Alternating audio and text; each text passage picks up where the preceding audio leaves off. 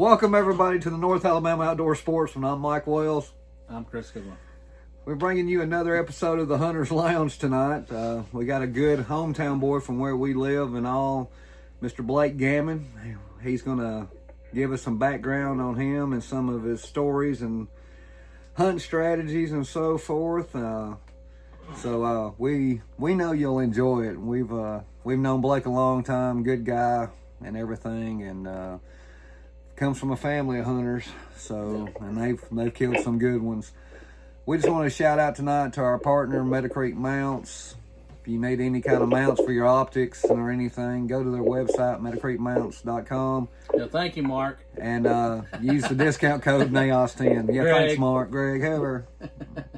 So anyway, well, tonight we're going to get started. Also, too, remember, if you want any NAOS gear, go to naossportsman.com. We've got shirts, hats, coffee mugs, and don't forget that beef jerky that everybody's talking about.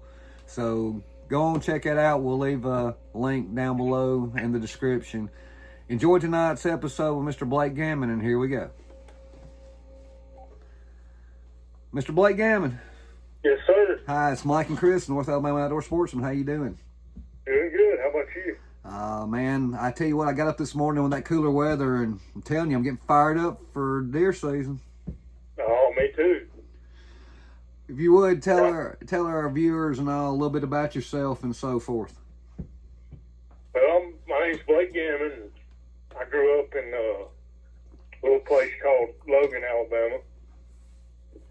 And grew up hunting and fishing, mainly with my dad and friends and other family, my uncles, and mainly deer hunting with my dad and my grandpa. And grew up hunting in Coleman County. But when I was coming up in the early '90s, mid '90s, we didn't have that many deer around, just in spots, and grew up going to Pickens County dog hunting. That's where I really, that's where hunting really started for me, and grew up squirrel hunting and rabbit hunting. But just like a lot of people say, it's just in my blood, and I love it, and love passing it down and getting people, introducing people to the outdoors that didn't grow up in it like I did, But that's pretty much.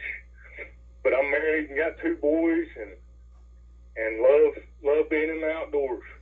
Well, with our Facebook group and all, which, like I said, we just hit over 9,000 members.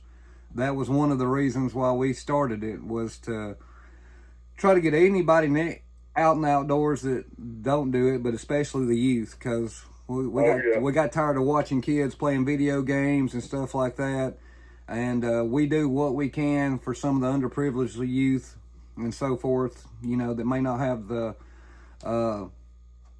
parenting to get them out there or don't have the financial means. So we do all we can to get youth out, whether it's fishing, hunting, or just basically anything outdoors. So that's kind of our mission now. My daughters, I've got 2 of them. 2 of the 4, they go hunting and stuff like that, and so it means a lot now. It's like our second calling in life. As I've got older, it's like, what can I do now to help other ones, get out and enjoy and everything. Oh yeah. I love what y'all are doing. That's for sure. I love anybody that wants to do what y'all are doing. I know you guys, but anybody that wants to do what y'all are doing is all right in my book.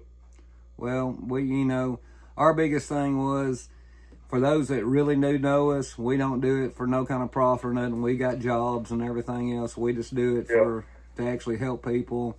We don't want no fame. We're not looking at being, any kind of stars or anything like that. And of course, like I always say, and it's usually just about in every podcast, we don't consider ourselves trophy hunters. I mean, naturally, if you can get a nice buck, of course you're going to want it. But Oh, yeah. we're meat hunters and stuff like that. So, Yep. all right, well, we got a few questions. A lot of these questions that we ask the people that call in, or we call to, it's questions that were sent in to us by some of our members, just trying to get a little bit more information and so forth, because as we say, there is no one set way of doing something, and we like to talk to what we call the average guys, the average women hunters and stuff, about what they do and how they prep and so forth like that. So if you'll indulge us just a little bit, we're going to ask a few questions, get your take on it, and, hopefully pass on some information to someone watching. Sounds good. All right, Chris, you got the first one. It was great hearing your background and how you like to pass it along too. Your dad and your grandpa sound like, and your uncles had a big influence on you getting in the outdoors, correct? Oh, yeah. And you said about the mid-90s. A lot has changed since then as far as trail cameras, so have it. What would you say the difference is now versus back then? Good or bad? What would you say, anything that's a positive today that you didn't have back in the early 90s, or would you say that there's anything that's worse now because of this technology or something than when you were growing up in it? Yeah. Yeah. Well, when I was growing up in it, nobody was trophy. There's very few trophy hunters when I was growing up in it, and when most people just hunted before the last, 15, 20 years, but you still had a few guys, but most everybody was hunting just because that's what that's what they'd always done, or they had, they might have been friends with somebody that did, that got them into it, or some other family or whatever. But as far as what's changed, I'd say really just the way everybody looks at everything. You got a lot of people that's in different groups. You got some people that don't, want people to hunt with a crossbow. And you got some people that, people that just disagree on a lot of things, but they agree on a lot of things too. It seems like, as the years have went, there's more disagreement than there's ever been. And I was thinking about that this week is, I've killed deer with everything but a spear, but, I think everybody, I've heard people say it on different podcasts and stuff and shows, is everybody, that's one thing, everybody just needs to get back to the way things used to be, and the camaraderie, and, if somebody's happy with shooting a 4-point or a 6-point, then, if you got a ton of deer on a hunting club, and you don't allow for so big a deer, allow somebody one deer a year or something, Yeah. Well, where I grew up, we didn't have as many deer, but now we got a lot more deer, and everybody has. Some people want to kill deer, just want to kill deer for meat, and some people want a trophy hunt. But people just get in, not necessarily people that I hunt with, but people, I'm just everywhere I look, there's somebody that's in disagreement about something. And I'd say that's the biggest thing that's changed is, and I've heard it said, and y'all have too, but I'm an advocate of how much positive there is that's going on right now, though, in 2025, just like us talking right now, So I'm an advocate for the positive too. I don't necessarily think negative about today. Yeah. So, but I want to make that clear too. Yeah. Well, about the only That's thing. the best way I can answer that. I got you. About the only thing that I would say is I got a positive and I got, I guess, what you call a little bit of a negative too. I mean, positive are because I'm older than you and Chris, so the positive is the trail cams and the cell cams. I mean, that's a positive because it can help you locate deer, find deer, or find their or figure out their patterns and what have you. The only thing that I would say on the negative side is I think some people have got lazy and they only rely on the trail cameras, and the woodsmanship has went away. Yep. I mean, That's for sure. you know, I personally know people that if I walked up to them today and they're deer hunters, they probably couldn't really tell me the difference between a rub and a scrape. You know, all they know is I put up a camera and I saw one. They don't know anything about bedding or anything like that. So a little bit of that. I mean, technology is good, and we rely on cameras. We got quite a few out. But trying to figure out the pattern of the deer, where the deer's bedding, stuff like that. I think some, especially of the younger hunters that's getting, or someone getting into it, they get a little bit lazy on that because I'm not going to say they don't learn stuff, but they don't put the boots on the ground like we do. I mean, we spend a lot of time in the off season, and we do in season scouting as well, but we put in a lot of time, whether it's public land that we hunt off of or even some of the private. So that's what I would say. Well, and now, they can take a picture of the bark or the leaf and it'll tell them what tree that is. Years back, you couldn't do that. Yeah, that's true. You'd ask an old timer. Well, that's why it's so important for people like us to help other, new hunters and kids to pass it down, because everybody didn't have a dad that I did, showing you, saying, what kind of tree is that, Exactly. And over the years, I got to where I was confident, and I got to where I'm telling somebody, see those trees over there? That's a white oak, that's a poplar, that's a gum, that's, and now it's just second nature. And a lot of people didn't, that's one thing I should have started off with is if you ask about me, is the best thing to say is I've been blessed. I've been blessed in my life, and I've been blessed to have some good men around me and good teachers. Yeah. They taught me. For folks that don't know, your dad was a logger, correct? Yeah, that's right. So he knows his trees and stuff. Yep. And he's got some good wall hangers too, I hear. Oh yeah. he's got a few hidden away. Yeah. Yeah, just folks, just for informational purposes, we've known Blake and his family for several years. I've pretty much watched him grow up since he was in middle school, or I guess probably that's right. Grow up and everything, and know his. And me and Chris are the same age. Yeah, we had to play basketball against each other. Well, yeah, that's right. All I can say is Blake's got a little height difference on you there, buddy. Anyway. Yeah, I do now. But his family, like I said, they're some good hunters, some good Christian men, and all that. And when we asked Blake about doing an interview, he was all about it, and so forth and everything. So we just want to throw that out there.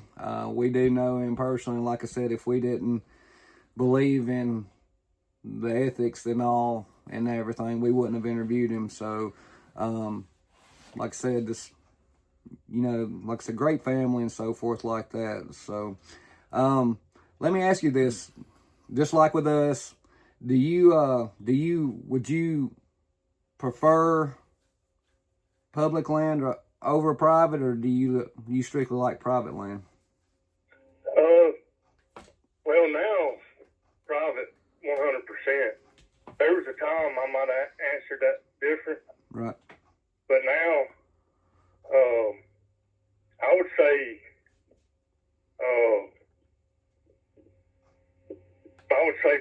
private now. Okay. But that's just because hunting areas I grew up hunting. Right. Okay. Would you, on private land, you can have more pressure at times depending on what land you're hunting. Just like you're your hunting club. We're in a hunting club. Oh yeah. But as far as the private land, is it because you try to go with the less pressure? Is that why the private land is your forte, or what What just is it because you have the access to it? In other words, if you lost the private land that you had today, you're not gonna quit hunting. Would you try doing more public while you was trying to work on more private land, or would you strictly be looking just for private land to hunt? Well, it's so hard to find private land, but I look at public spots on mapping all the time. Right. So I'm always looking at public spots that I could get to from my house. That's my thing now. And I've hunted public quite a bit, but not as much as I've hunted private. But the main reason with hunting the private or the reason I like to hunt the private more is because I know that I can be at work all week and nobody's going to be in my. It's about, it depends on what spot it is that I got in mind that's my spot that I don't want somebody to go to, but the chances is pretty good that nobody will go there. Right. Where on public, I've had spots and I messed up before and got to where I told too many people, hey, I never seen anybody over here. And the next time I went, I saw 3 people.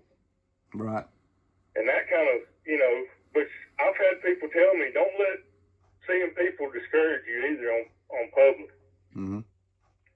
But I just got certain spots, I've been hunting since I was a kid, and I'm blessed to have family land and a few spots here and there that my dad owns.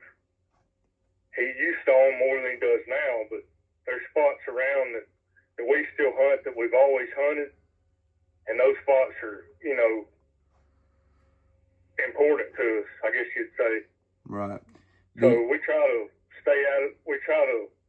Now we don't even really go in those spots much, even in bow season. Right. So that's the main thing is I try to keep as much pressure off as I can. But it's, it's like I tell people, it's tough I'd kill 3 or 4, I'd kill 3 big deer every year, so. I got you. Do you have a preference as far as bow or gun hunting? Not necessarily. It's kind of, I'm at a point in my life now where I've bow hunted heavy.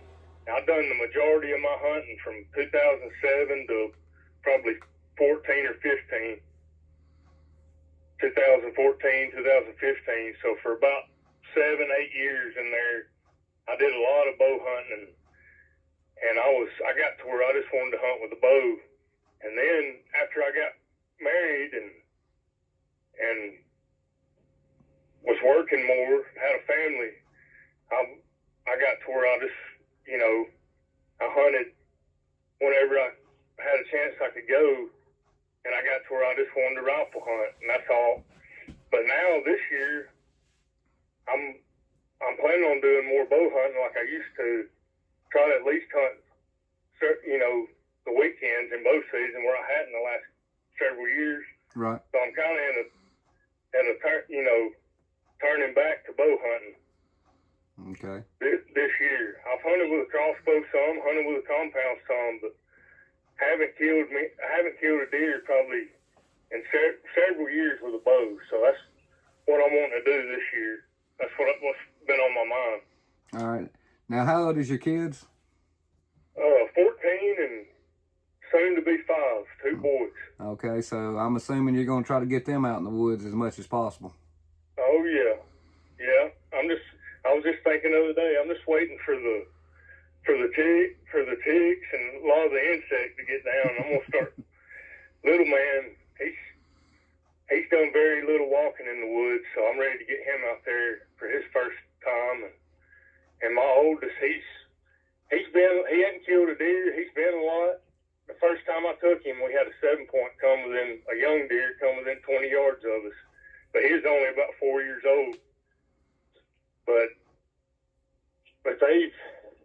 they're both into golf right now. That's all they want to do in my front yard is play golf.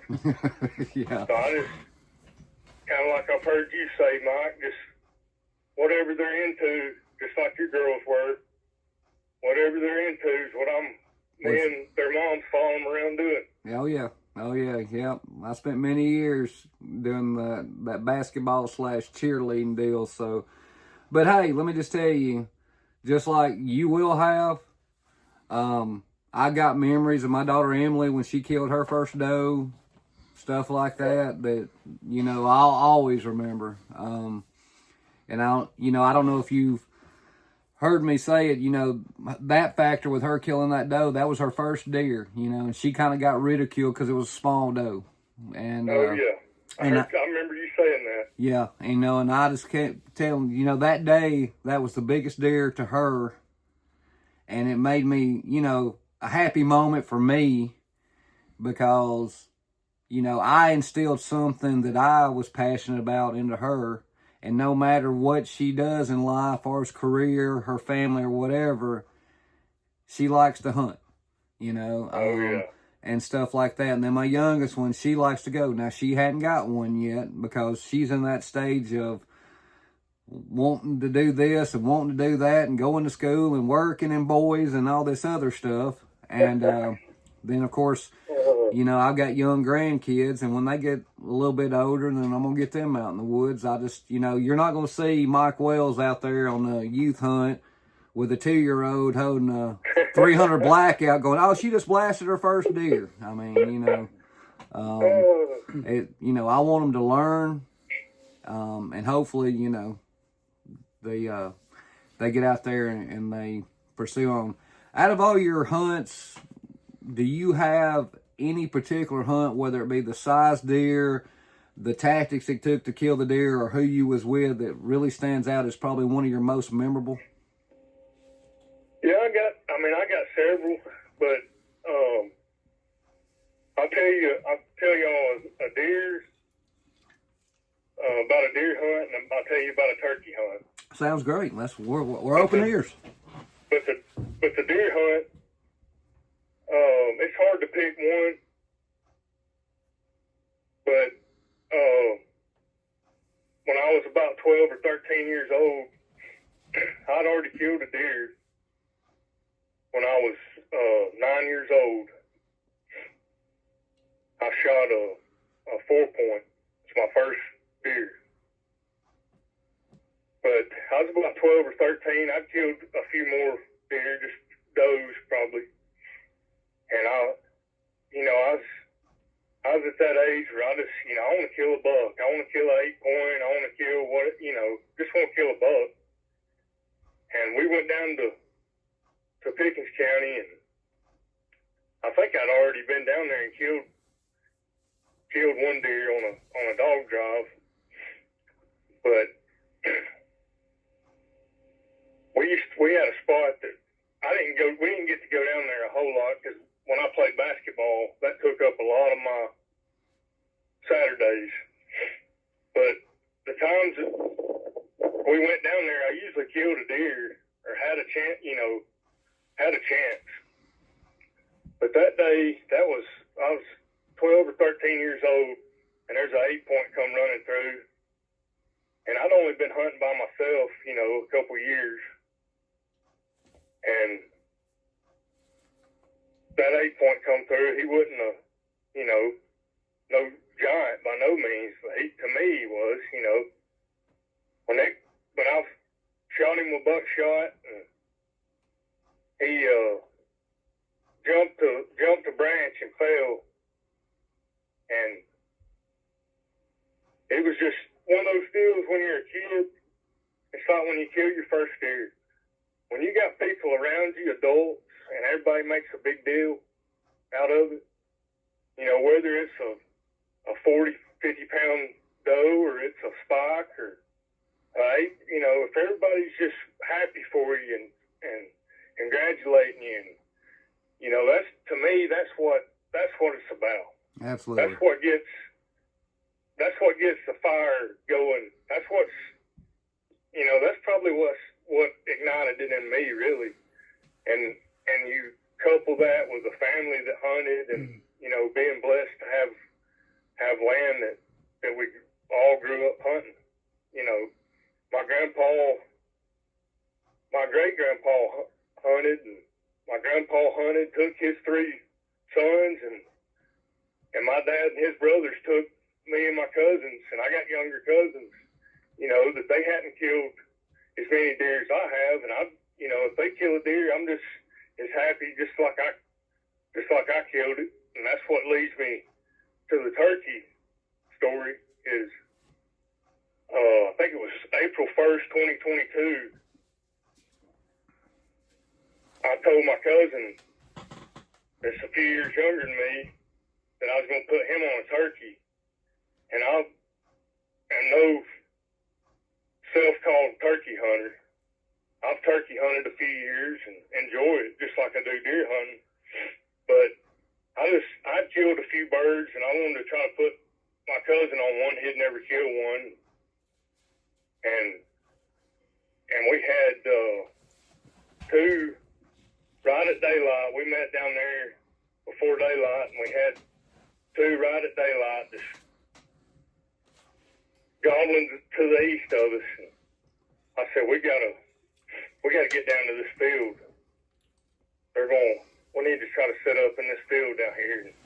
So we went down to the field, set up, and last time they gobbled, it sounded like they was going away from us, and then they was quiet for a while. We called a little, and there was another field. I said, I bet they're going to that other field.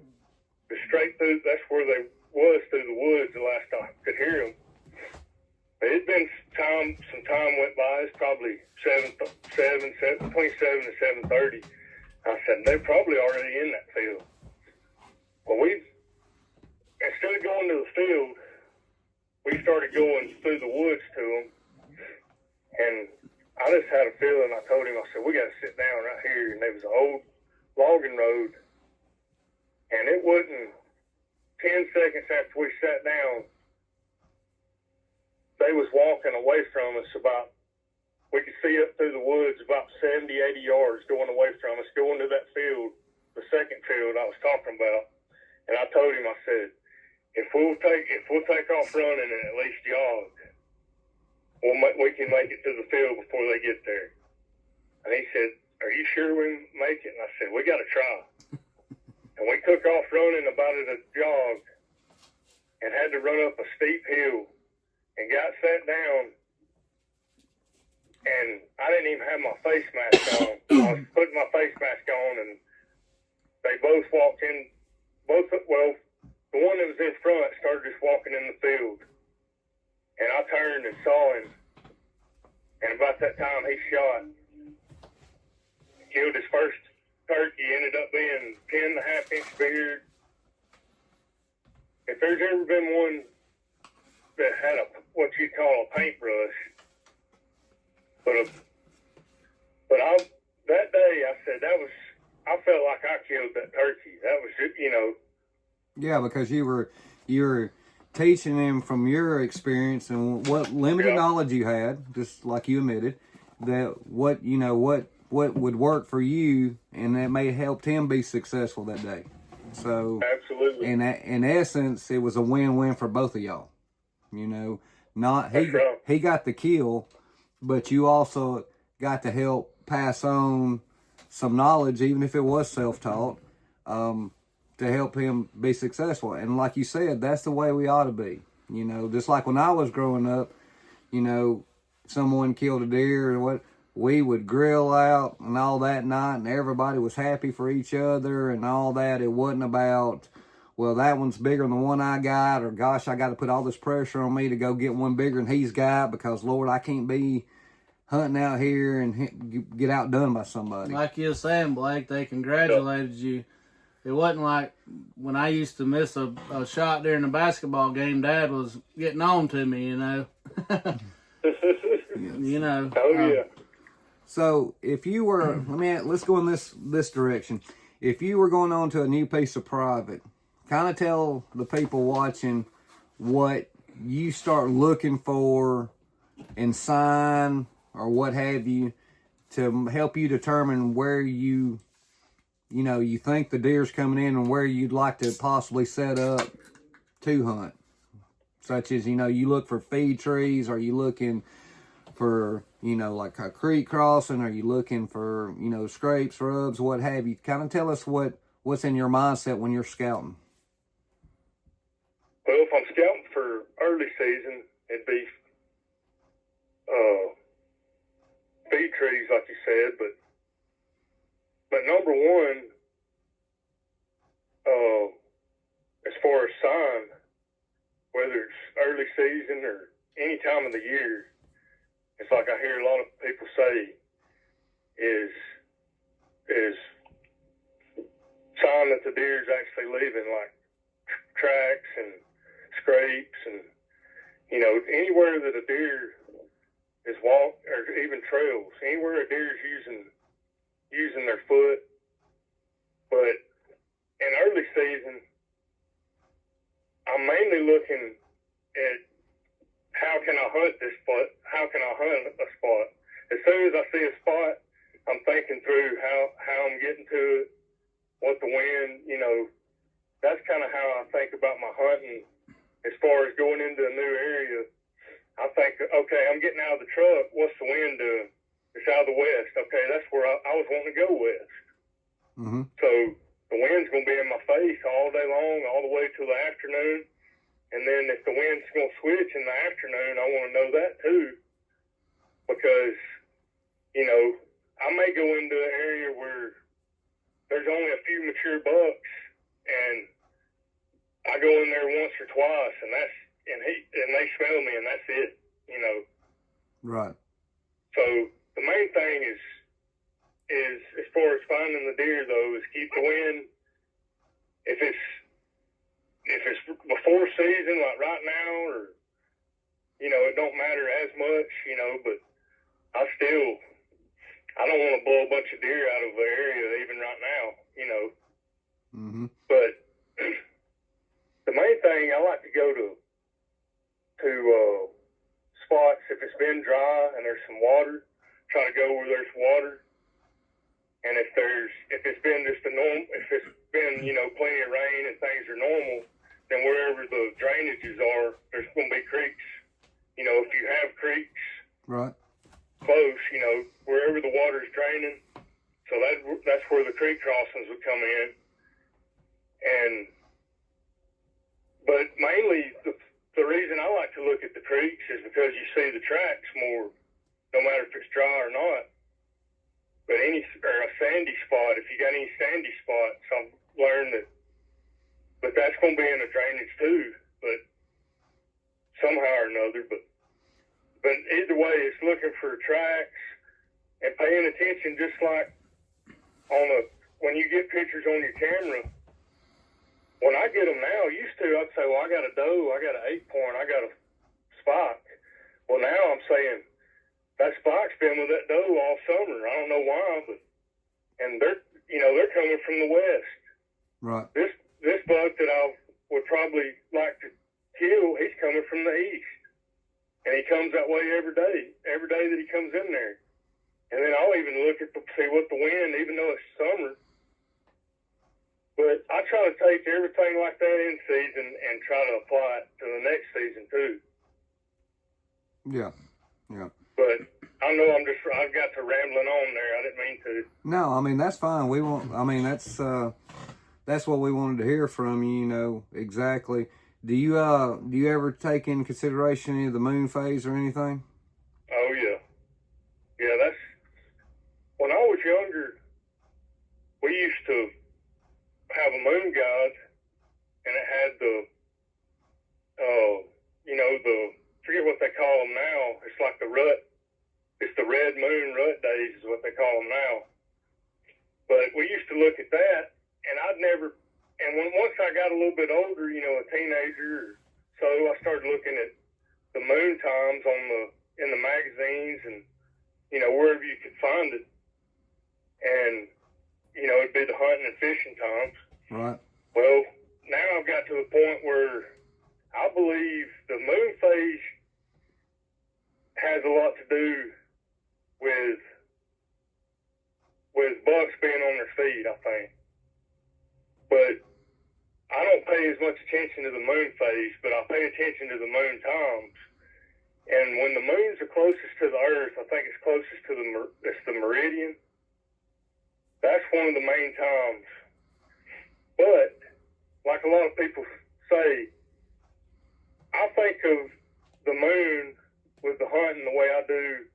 If I'm hunting a spot and I say, well, I got some scrapes over here that's hot, I got a picture of a buck over here, and I got rubs over here, and they got water and they got food, and I can just put all these pieces that I say, this has got all these different things that come together.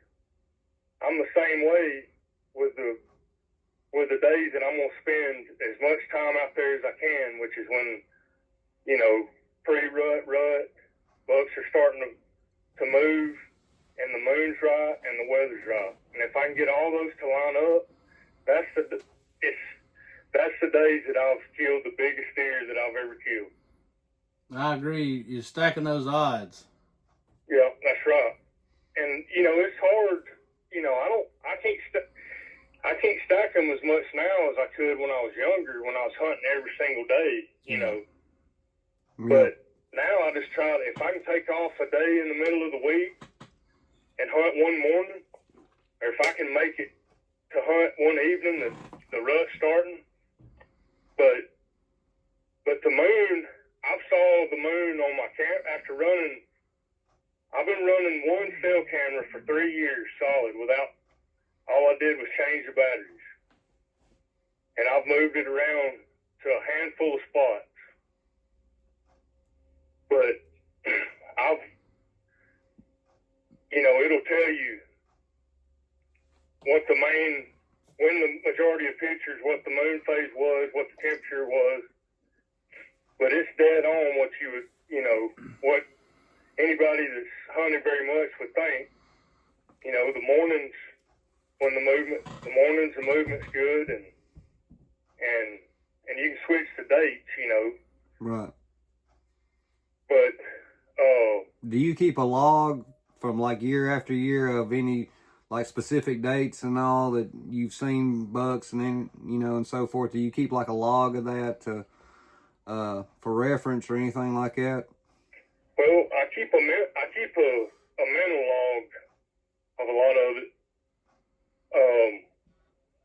When I was growing up, we kept a picture album that had all the deer that was killed on our family land and the land that we leased, Right. and had the dates. So I've looked back at that, and I've looked back deer that I've killed, and deer that my dad's killed, and deer that other people I know's killed. If I ever know the dates, I'll look back on what the moon was that day. Mm-hmm. And I'm gonna say eight out of 10, if not more. You could almost say 8.5 out of 10 will be within an hour or two of the moon time. Right. A lot of times it's the moon rise, but I think it's just the kind of thing that. But as far as dates, I've heard other people talking, and as far as dates, like rut dates, I think a lot of that's,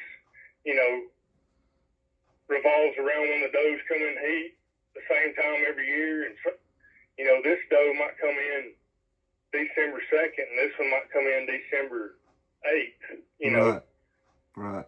But I think that well, specific dates is very important in deer hunting. Right.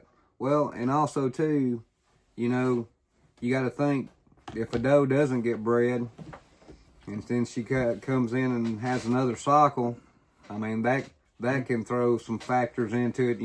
Say after like we go off rut dates, but if there's that doe that didn't get bred, then she's gonna come back in the heat. So there's a lot there, and that's why different hunters have little techniques that they use and all. But that's also the information that needs to be passed on and all. Not just we went out here on this date, we didn't see nothing, or boom, we went out here and we done it, we killed it, and boom, forgot about. Yeah. So there, that's a lot, and that's great. You know, listening to you talk about how, you know, you just, as far as hunting wise, do you try to hunt during the whole hunting season, or do you really go more for the rut? I mean, or late season? I mean, do you have a preference, or? Well, when I was younger, like I was talking about earlier, I done a lot of bow hunting, so I lived for back then. I lived for opening day, which, I mean, this year I'm excited about opening day as anybody in Alabama.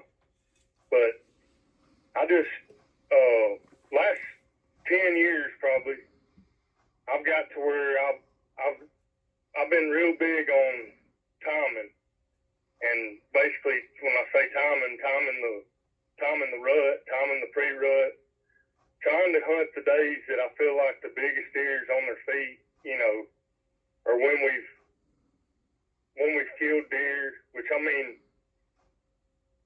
I was talking to a guy the other day, and I told him, I said, I think that when you got areas that's got a lot of deer, you know, you hear people talk about a trickle rut, so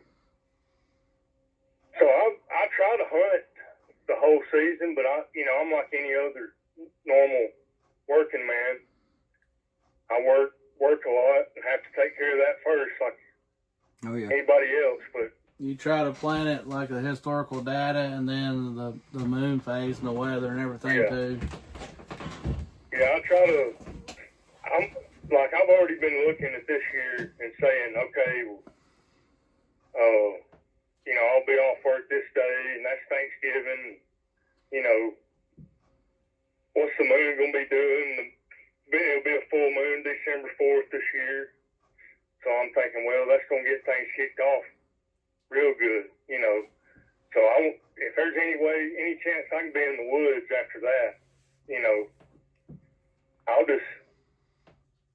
told people before, and my wife would agree, I could be somewhere and they could be 100 people see me, and next thing you know, I done disappeared. Yeah, absolutely. Absolutely. So I'll sneak out the back door, and I'll be in a stand as quick as I can get my feet in it. That's probably what I'm going to do at work this year. Yeah, I'm gonna call my boss and tell him call in sick a lot this year. I feel it coming on. Oh yeah. As far as like scouting and everything, or pre-planning, like you find a big scrape or rub, how do you go about looking at those? Do you think like the whip rubs that's broke off, Bigsy thumb or whatever, that's a good buck at twisted up, or the higher the rub, or? Oh yeah. Well, tell you something I was thinking about this week is I've heard people talk about whip rubs, and I've saw them before, but years ago I didn't know that's what that was, you know. Yeah. But last year I saw some whip rubs and some trees that was broke off in the same area, and I said, that's a big deer. You know, that's a mature deer. It might be a 6 point, you know, that's 5.5 years old, but that's a mature deer when you see that. And I found some pretty good size rubs.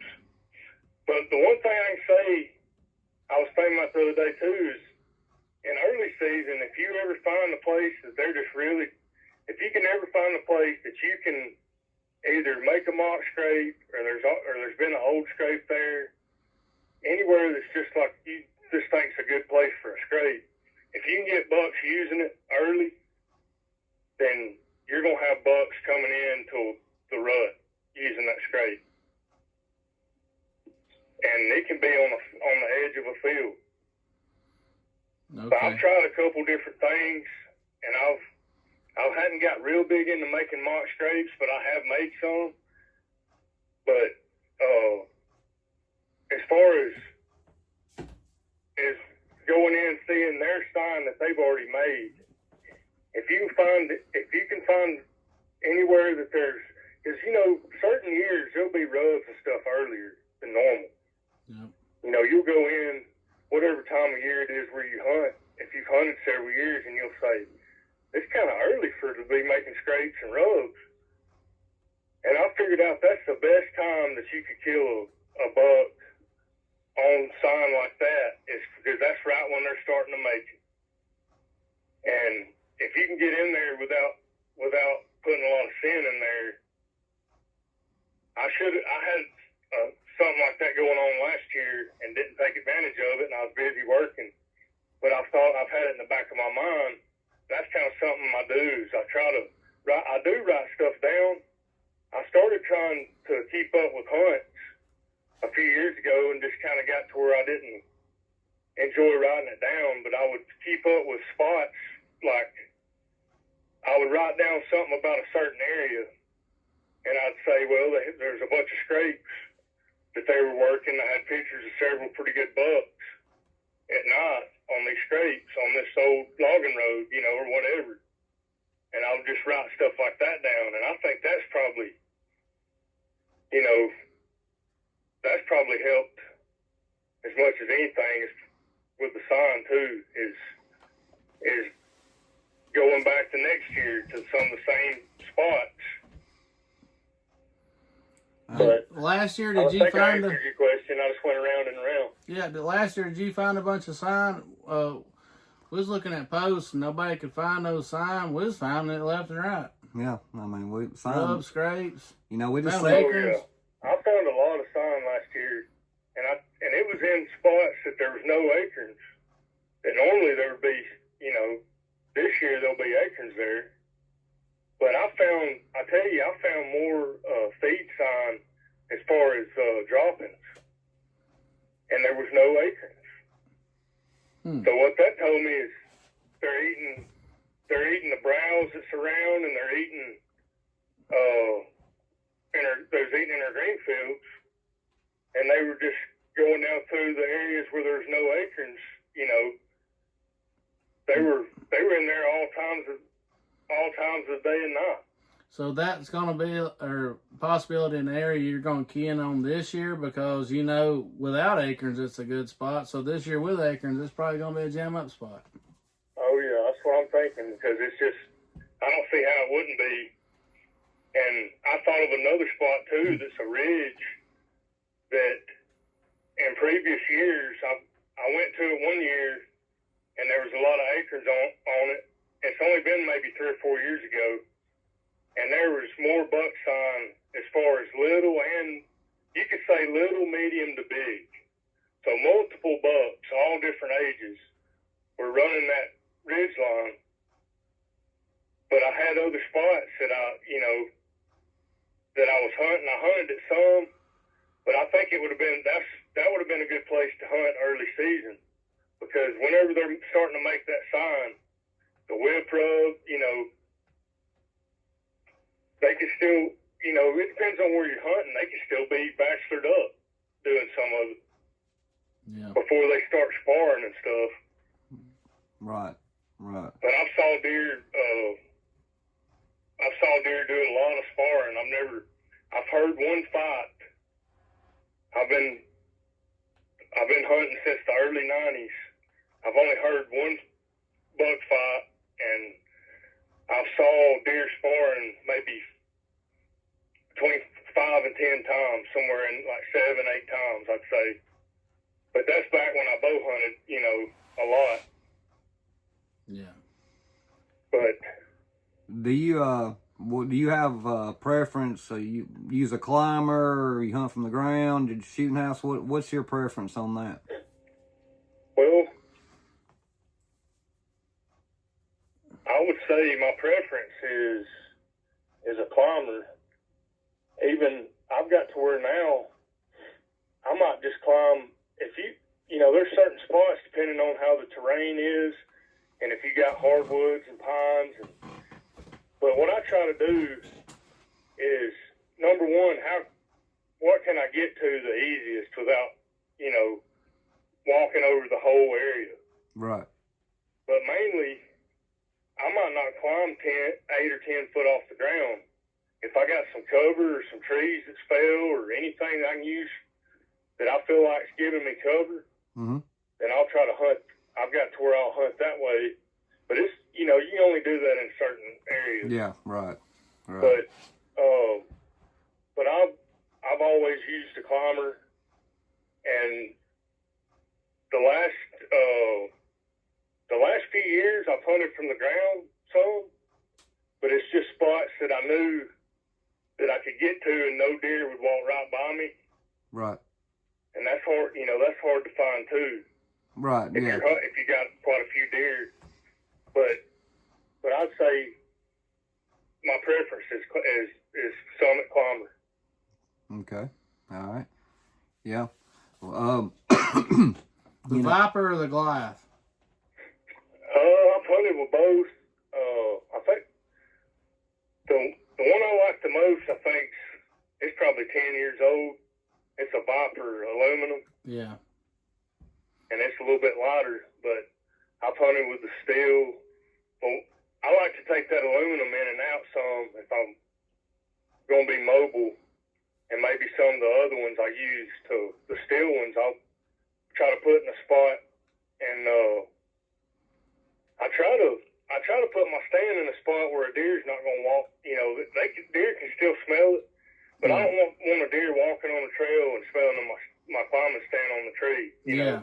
Nah. So I try to find a spot, like I was saying, that's got cover or some trees that's down below it or somewhere they're not going to walk, or maybe even some rocks or something, and somewhere they're not going to walk, so that I'll put my tree stand up about as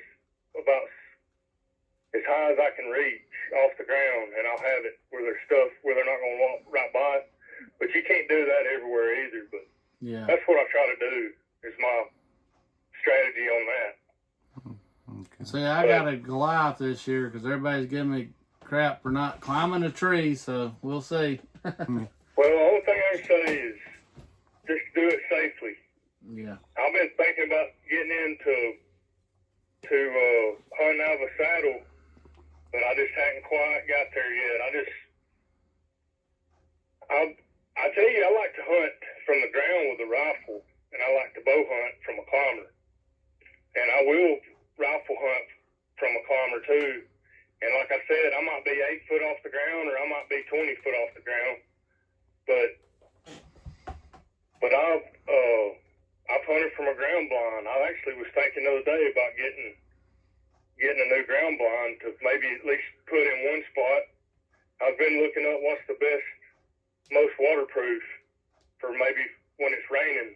Which I got to where now I've told people if I got something I can cover something up, if I need to cover something up, but I'll hunt in the rain. We like hunting in the rain. I mean, yeah, I do too, because the deer will move like crazy too. Right. All right. Let me ask you one last question, Blake. If you met a new hunter, say early, I mean, he could be young, what have you, what would be the advice you would try to give them to be successful? I would probably say pay attention to the wind. I think there's people said for years that, my grandpa or my uncle, he smoked and he would get off work and he wore blue jeans and he killed bigger bucks than anybody. And the deer could eat, they might have even smelled a lot of them too, but a lot of the old school hunters back in the day, just like all the old guys that you hear that hunted in Bankhead, they all paid attention to the wind.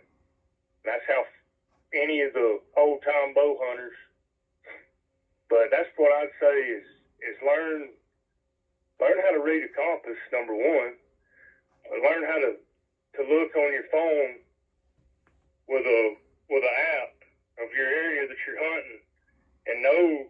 That's the main thing I would say is know where you're going when you leave your vehicle, and have a plan, and try to have the least intrusive entrance and exit as you can. That's what I spend my time.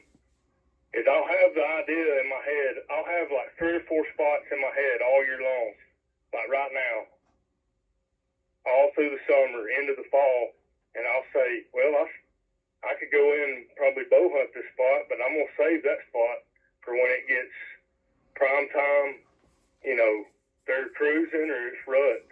Right. But I have spots that I'll say when season starts, I'm gonna be in one of these few spots, and if the wind's out of the southeast, then I know where I'm going. Before I could tell you right now exactly where I'm going, because like anybody that's eat up, obsessed with it like I am, you think about it all year long. Right. So, but that's what I'd say is have a spot marked, or go. Really, it's better. I don't even need my phone, but I do it to try to come up with ideas. When things are not always going to go the way we want them to. We know that. So what can I switch gears? I'm always looking for something to try to figure out. Well, I'll be off these days. Where's the narrow it down to a few spots and what's the wind doing? But I just know where you're going, have the wind where you can keep the wind in your face. And if you want to be really serious about it, you need to. And I'm not saying I know everything, because I don't for sure. But trying to learn and understand thermals is important too. That's what I've been trying to do. I hadn't spent a lot of time on it, but I understand it enough to understand the areas that I hunt and how it applies to the areas that I'm going to be hunting. But that's the thing I'd say is pay attention to the wind and know how you're getting in, know how you're getting out, and whether it's bow season or, but even, it can be a thick, on the edge of a thick area, or it could be a feeding area. But if you want to know too, that's why it's so important woodsmanship and learning the land that you're hunting, is knowing, once you know where the deer's bedded 9 times out of 10, it's still hard to get in there undetected. But the more you know about the area and how it lays and everything, the more, the better you'll be. Like years back, we didn't have a phone to show us the map or the wind direction. We had to go out there and figure it out. And half the time, the older guys taking us, they had a stick and they was drawing a map out in the dirt, you're going to go over here and whatnot. But so today's technology helps out a lot. So, well, Blake, we sure appreciate you talking with us. We are hoping you tremendous success this deer season coming up, and we look forward to, after deer season, possibly getting you back on, and hopefully we can all talk about some success stories and all that we had this year. And I want to ask a question. Who's going to kill the biggest buck this year? You, your dad, or one of your kids, or uncles, or what? Well, if I was going to put money on it, it'd be my dad. I think I was going to take his dad on that one. Yeah. But I'm gonna try to. But yeah. But I don't think I mentioned before, but I love to hunt. I love being in the woods. I love sharing it, and that's why I love what y'all are doing, and I appreciate y'all calling me and us talking, and whenever y'all want to get together in person or whatever, just let me know. Yes, sir. Hey, we extend that invitation to you too, and it's been great talking to you. I know it's been a minute since I've talked to you, and all that. It's been a while. But just hang in there for us 1 second, like I said, and we'll wrap this up, okay?